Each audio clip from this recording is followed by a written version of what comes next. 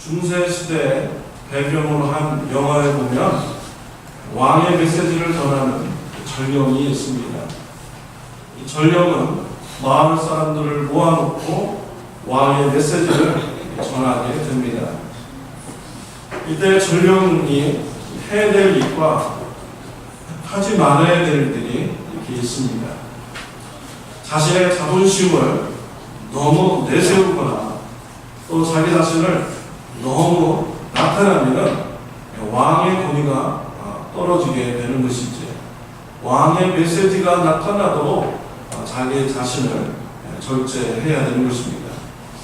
또한 왕의 메시지를 전해주고 나서 왕이 이렇게 얘기하니까 제발 왕의 말을 들어주세요 라고 한다면 또 왕의 권위가 땅에 떨어지게 되는 것이지요. 그래서 전령은 해야 될 행동이 있고 하지 말아야 될 행동이 있는 것입니다. 저와 여러분들은 하나님의 전령입니다. 이 땅에서 예수 그리스도를 전해야 될 전령인 것이지요. 우리는 예수님의 말씀을 전해야 될 자로서 무엇을 해야 되는지, 무엇을 하지 말아야 될 것인지 오늘 말씀을 통해서 같이 은혜를 나누고자 합니다. 복음을 전하는 데 있어서, 전도에 있어서 필요 없는 것과 필요한 것을 밝히고 말씀을 드리고자 합니다. 전도에 있어서 필요 없는 것 무엇입니까? 첫 번째로 말과 지혜의 아름다움입니다. 1절 말씀에 보면 형제들아 내가 너에게 나아가 하나님의 증거를 전할 때 말과 지혜의 아름다운 것으로 아니하였더니 라고 했습니다. 사도 바울은 2차 선교 여행 때 아덴을 지나서 고린도라는 지역에서 사역을 하였습니다. 1년 6개월 동안 머물면서 복음을 전했습니다. 바울은 고린도라는 지역에서 복음을 전할 때 아름다운 말과 아름다운 지혜로 복음을 전하지 아니하였다라고 하였습니다. 1절 말씀에 보면은 말, 지혜, 아름다운 단어가 있는데 바울이 강조하는 것은 아름다움입니다. 아름답게 말을 하지 않으려고 했다라고 사도 바울은 말씀을 하고 있는 것이죠. 왜 사도 바울은 이 말을 아름답게 꾸미고 또 아름다운 지혜를 왜 말하지 않으려고 했습니까? 복음에는요, 아름답게 말하는 필요가 없기 때문입니다. 사도 바울이 고린도라는 지역으로 오기 전에 아덴에서 복음을 전했습니다. 아덴은 훌륭한 철학자들이 많이 있는 곳이죠. 아름다운 사상이 많이 있는 곳입니다. 철학자들은 서로 다른 사상을 가진 자들과 말로써 토론하기도 합니다. 이런 곳에서 바울은 철학적인 말로 그들을 전도하려고 했던 것이죠. 아름다운 말과 아름다운 지혜로 전도하려고 했던 것입니다. 근데 그곳에서 결과는 매우 참담하였습니다. 사도행전에 보면은 아덴에서 예수님을 영접하는 사람들 명단이 나오는데요. 10손가락에 뽑을 정도로 아주 극소수의 사람들만 예수님을 영접하였습니다. 이런 참담한 패배를 겪은 바울은 자신은 아름다운 말과 아름다운 지혜로 내가 말하지 않으리라 라고 결단을 합니다. 그래서 4절에서도 다시 반복해서 말하죠. 내 말과 내 전도함이 지혜에 군하는 말로 하지 아니하고 라고 했습니다. 전도할 때 지혜의 말로 하지 않겠다고 강조한 것입니다. 혹시 여러분 중에 전도할 때 나는 말 주변이 없어서 전도하기 힘들어요. 나는 말을 잘 못합니다. 그래서 전도하기가 힘듭니다. 나는 뭐 잘 알지도 못하는 사람이에요. 전도하기 힘들어요. 이렇게 생각하시는 분이 혹시 있을 줄 모릅니다. 전도에는요, 아름다운 말 필요 없습니다. 현란한 말 필요 없는 것입니다. 사도 바울은 이런 것을 해봤자만 아무 소용이 없다고 얘기하고 다시는 내가 아름다운 지혜, 아름다운 말로 내가 복음을 전하지 않으리라 라고 결단을 했습니다. 여러분, 말 주변이 없어도 괜찮습니다. 예수 믿으세요. 죄사함 받습니다. 행복해집니다. 이렇게 간단하게만 전해도 되는 것입니다. 여러분, 용기를 가지시고요, 담대하게 예수님의 복음을 전하시는 저와 여러분들이 되시기를 바랍니다. 두 번째로 전도에 필요 없는 것은 자신감입니다. 3절을 보면 내가 너희 가운데 거할 때 약하며 두려워하며 심히 떨었노라 라고 했습니다. 이 말씀을 보면 사도 바울이 고린도에서 복음을 전할 때 약하고 두려워하는 마음으로 복음을 전하는 것을 볼 수가 있죠. 사도 바울이 왜 약하고 두려운 마음을 가지면서 복음을 전했을까요? 그가 핍박받은 것을 두려워했을까요? 사도행전에 보면은 핍박받는 것으로 인해서 약간의 두려움을 사도 바울이 가졌다고 기록이 되어 있습니다. 고린도 지역에서요. 그렇지만 곧 하나님으로부터 신비한 체험을 합니다. 하나님께서 담대히 복음을 전하라. 이 성에는 예수님 믿는 자들이 많다 라고 이렇게 위로해 주십니다. 그 이후로 사도 바울은 고린도라는 지역에서 1년 6개월 동안 거하면서 담대하게 복음을 전하게 됩니다. 그래서 핍박 때문에 두려워하는 것은 아니죠.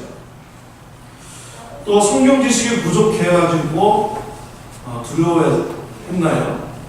남들 앞에 서서 말하는 것이 두려워서 그가 약한 모습을 가졌나요? 그것도 아닙니다. 사도 바울은 확실히 풍부한 사람이고 성경에 대해서 잘 아는 사람이죠. 그러면 그의 외모가 변변치 않아서 사람들 앞에 서기가 두려워했던 건가요? 물론 사도 바울은 외모가 변변치 않습니다. 키가 작고 머리가 없습니다. 그리고 달변가도 아닙니다. 그리고 그의 외모는요, 눈에 보일 정도로 병이 있어요. 눈이 나쁘든지 아니면 간질이 있든지 몸에 병이 있긴 합니다. 그렇다고 해서 사도 바울이 자신의 외적인 모습 때문에 약해서 복음을 전하지 않는 이런 사람은 아닙니다. 사도 바울은 어디에 있든지 핍박이나 환난을 두려워하지 아니하고 담대하게 복음을 전하는 사람이었습니다. 사도 바울이 여기서 두려워했던 이유, 연약했던 이유는요, 자기 자신이 나타날까봐 두려워했다. 자기 자신이 드러나고 예수님이 감추어질까봐, 자신의 영광을 드러나고 예수님의 영광이 감추어질까봐 사도 바울은 두려워했던 것이죠. 그래서 두렵고 떨리는 마음, 오직 예수님만 드러나도록 사도 바울은 복음을 전했다라는 것입니다. 그래서요, 복음을 전하는데 변변치 않는 사람들, 그 사람들은 복음을 전하기에 가장 적합한 사람들입니다. 세상에서 실패하고 가난하고 병들고 내세울 곳이 없는 사람들, 이분들이 예수님의 복음을 전하면요, 예수님만 나타나게 되는 것이죠. 허버드 대학생이나 우리 서울대 대학생들이 복음을 전하면요, 그 사람들이 많이 오면은 뭐라고 합니까? 저 사람은 서울대생이기 때문에 그래요. 허버드생이기 때문에 사람이 많이 오는 거예요. 이렇게 얘기하잖아요. 그 사람의 영광이 드러나게 되는 것이죠. 그러나 초등학교밖에 안 나온 사람들, 엘레멘터리밖에 안 나온 사람들이 예수 믿으세요 라고 전도했을 때 많은 사람들이 몰려오면요, 와, 예수님의 복음의 능력이 나타내고 예수님께 영광을 드러내게 되는 것입니다. 그래서 우리가 변변치 않아서 내가 복음을 전하지 못하겠다, 내가 내세울 수 없어서 복음을 전하지 못하겠다, 이런 마음을 가지시면 바꾸시기를 바랍니다. 변변치 않은 사람, 내세울 것이 없는 사람이 복음을 전할 때요, 예수님만 드러나게 되고 예수님의 영광만 드러나게 되는 것이지요. 담대하게 예수님의 복음을 전하는 저와 여러분들 되시기를 바랍니다. 또 사도 바울은 본문에서 복음을 전하는데 꼭 필요한 두 가지를 말씀을 하고 있습니다. 전도를 하는데 꼭 필요한 것, 첫 번째는 복음입니다. 2절 말씀에 보면 내가 너희 중에서 예수 그리스도와 그의 십자가에 못 박히신 것 외에는 아무것도 알지 아니하기로 작정하였습니다 라고 했습니다. 사도 바울은 예수님과 예수님이 십자가에 못 박혀 죽으신 것 외에는 아무것도 알지 아니하기로 작정하였습니다. 왜 그렇습니까? 예수님과 예수님의 십자가에서 못 박히신 그 사건은 우리를 죄사하여 주시고 우리를 영생으로 인도하는 사건이기 때문이죠. 세상에 보면 아름다운 이론들이 참 많이 있습니다. 또 아름다운 철학자들의 이론 많이 있죠. 소크라테스가 내 자신을 알라, 악법도 법이다라는 유명한 말을 했습니다. 그렇지만 그 아름다운 말이요, 우리의 죄 문제를 해결해 줍니까? 우리를 영생하도록 이끌어 줍니까? 거기에는 그런 능력이 없는 것입니다. 또 사회 이론도 아름다운 것이 많이 있죠. 공산주의 이론 정말 환상적입니다. 사회주의 이론 너무나도 멋있죠. 민주주의 이론 또 자본주의 이론도 굉장히 환상적입니다. 그렇지만 이런 좋은 이론도요, 우리를 죄사해 줄 수가 없고 우리를 영생으로 이끌어 줄 수가 없는 것입니다. 그래서 사도 바울은 예수님과 예수님의 십자가 못 박히신 그것만 알기로 작정을 한 것입니다. 예수님의 십자가의 사건이 선포될 때 사람들이 죄사함 받고 구원받는 역사가 일어나게 되는 것입니다. 사도 베드로가 성령 충만하여서 전한 소식은 예수님의 소식이었습니다. 사도행전 2장 36절에 보면 그런즉 이스라엘 온 집이 정령이 알지니 너희가 십자가에 못 박은 이 예수를 하나님이 주와 그리스도가 되게 하셨느니라 라고 했습니다. 사도 베드로가 예수님의 십자가에 대해서 복음을 전하자 3,000명에 되는 많은 사람들이 회개하고 예수님을 영접하였습니다. 어떻게 이런 능력이 나타났습니까? 베드로의 그런 현란한 지혜 때문입니까? 현란한 아름다운 말 때문입니까? 아니지요. 예수님의 십자가의 사건이 선포될 때 그 사건이 많은 사람으로 하여금 죄를 깨닫게 하고 예수님을 영접하게 하는 이런 일이 일어나게 된 것입니다. 사도 바울이 빌립보 감옥에 갇혔을 때 바울은 간수에게 주 예수를 믿으라, 그리하면 너와 네 가족이 구원을 얻으리라. 아주 짧은 말만 했습니다. 예수님을 믿으라고 선포했습니다. 이럴 때 그 간수가 예수님을 영접하고 그 온 가족이 예수님을 믿는 이런 역사가 일어나게 된 것입니다. 이와 같이 예수님의 말씀, 예수님의 십자가의 사건은 죄사함을 주고 영생으로 인도하는 능력이 있는 것입니다. 조나단 에드워드라는 목사님이 계셨습니다. 이분은 미국에서 1차 대각성 운동을 일으키는데 불씨를 일으킨 목사님입니다. 이분은 처치했는데 말씀을 전하신 분인데요. 그 당시에는 전기도 없어가지고 초록불을 켜고서 그 밑에서 설교 원고를 읽으면서 설교할 때였습니다. 근데 이 목사님은 설교를 할 때요, 청중을 바라보지 않는데요, 성도님들을 바라보지 않는다고 원고만 바라보고 계속 읽는다.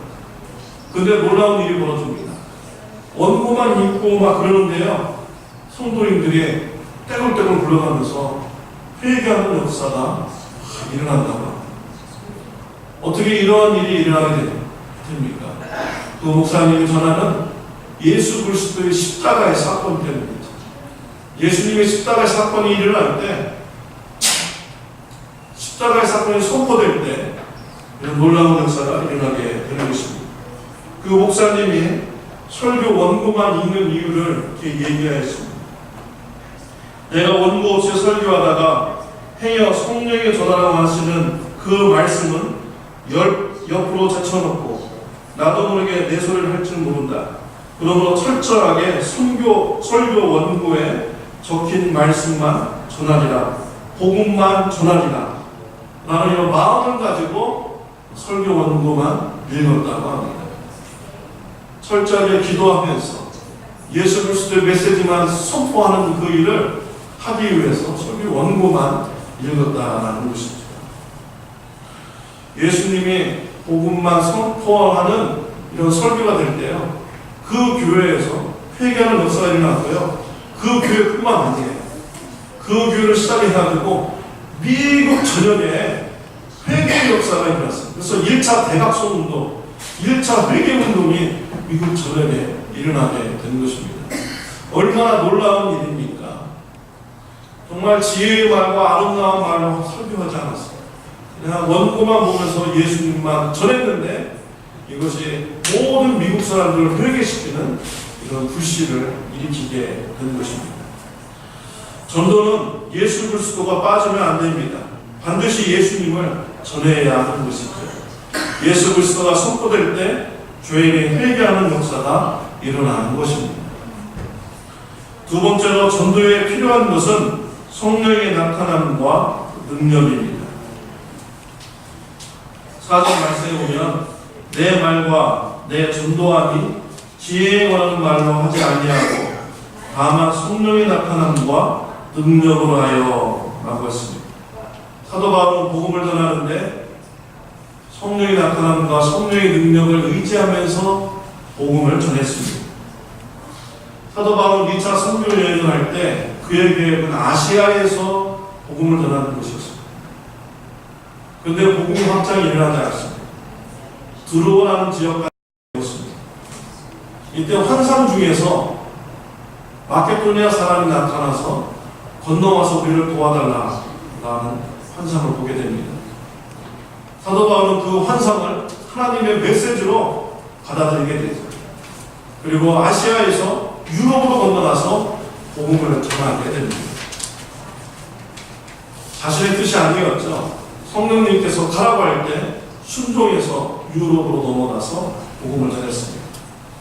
유럽으로 갔을 때 사도 바울에게 탄탄대로가 있었습니까?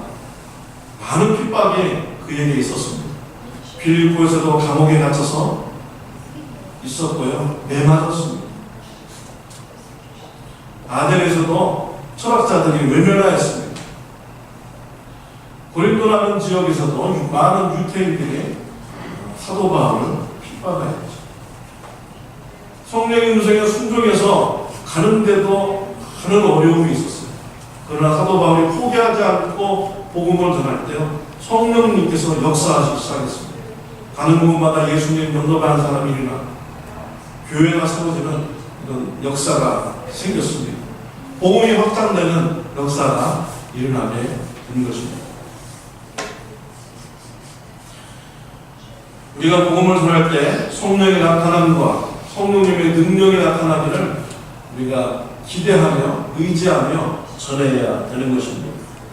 예수님께서는 제자들에게 사도행전 1장 8절에 오직 성령이 너희에게 임하시면 너희가 권능을 받고 예루살렘과 온 유다와 사마리아와 땅끝까지 이르러 내 증인이 되리라 라고 했습니다. 전도하는 데 있어서 중요한 것은 먼저 성령 받고 성령의 능력으로 전하는 것입니다. 전도에 있어서 성령의 능력이 매우 중요한 것입니다. 성령님께서 역사하시면 어떠한 현상이 일어납니까? 고린도전서 12장 3절에 보면 성령으로 아니하고는 누구든지 예수를 주시라 할 수 없느니라 라고 했습니다. 또 데살로니가전서 1장 6절에는 또 너희는 많은 혼란 가운데서 성령의 기쁨으로 도를 받아 우리와 주를 본받은 자가 되었으니 라고 했습니다.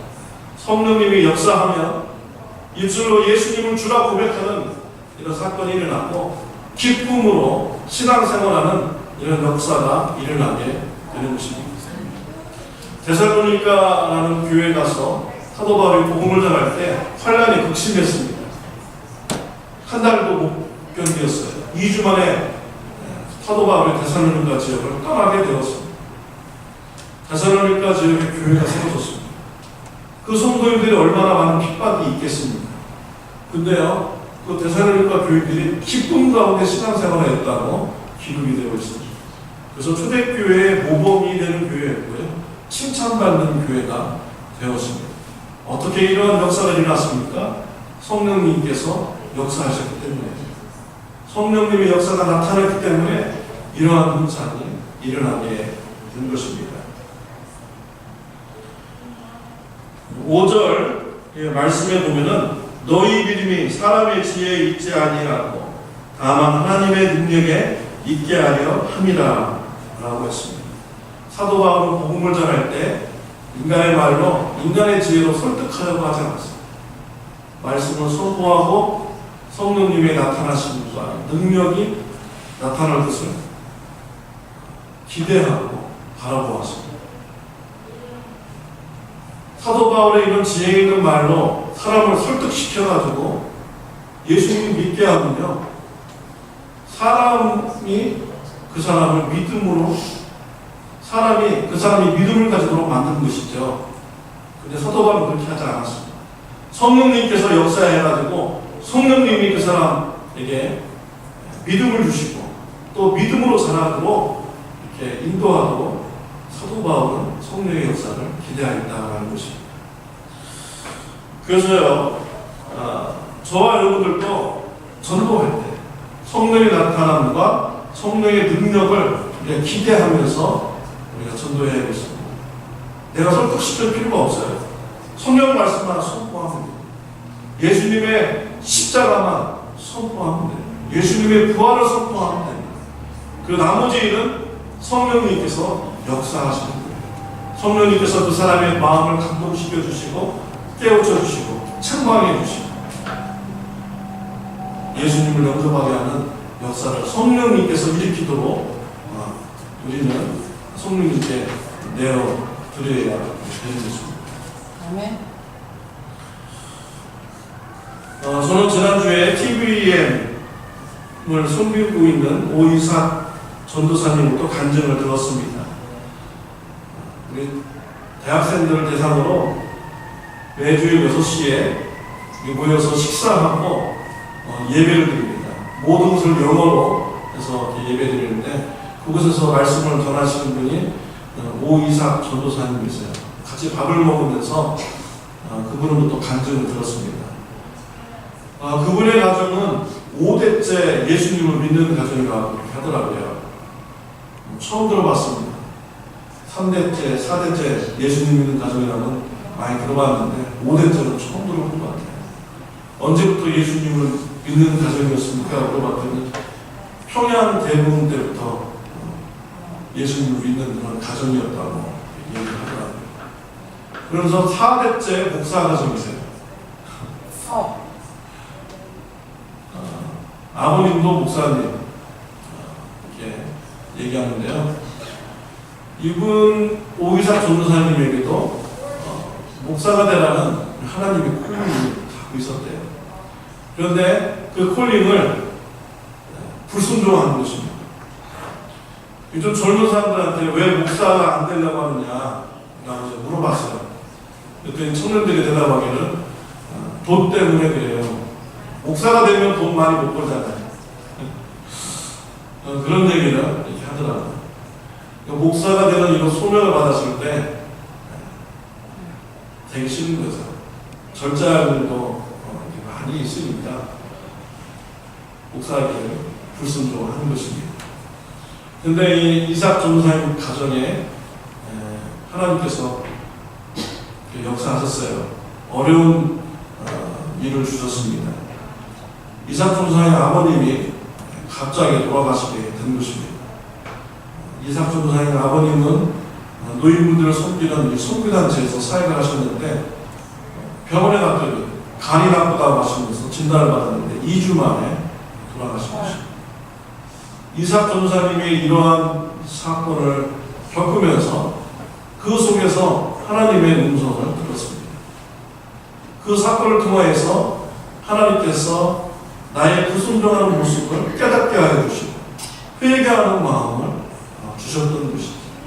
그래서 하나님 앞에 헌신하겠습니다 라고 결단하고 전도사님도 지금 이렇게 사역하고 계십니다. 성령님께서 역사하시면요, 성령님께서 우리 안에서 의에 대하여 죄에 대해서 책망을 하십니다. 그래서 우리로 하여금 죄를 깨닫고 회개하도록 역사하여 주시는 것입니다. 그리고 하나님의 사랑을 깨달아 알게 하고 기쁨 가운데, 평안 가운데 신앙생활하도록 인도하여 주시는 것입니다. 우리가 복음을 전할 때 우리 힘으로 이웃들을 설득할 필요가 없습니다. 예수님의 복음을 전하고 성령님께서 나타나실 것을 기대하면서 나머지는 성령님께 맡기시면 되는 것입니다. 그러면 성령님께서 그 사람을 변화시켜 주시고 인도하여 주시는 것입니다. 사랑하는 성도 여러분, 전도는 아름다운 말로 하는 것이 아닙니다. 전도는 자신감으로 하는 것이 아닙니다. 전도는 예수님을 전함으로 하는 것입니다. 전도는 성령이 나타남과 능력으로 하는 것입니다. 예수님을 전하고 성령님의 능력으로 전도하는 저와 여러분들이 되시기를 바랍니다. 기도하겠습니다. 하나님 아버지 감사합니다. 오늘 예수님의 복음을 전하는데 필요한 것에 대해서 우리 성도님들과 같이 나누었습니다.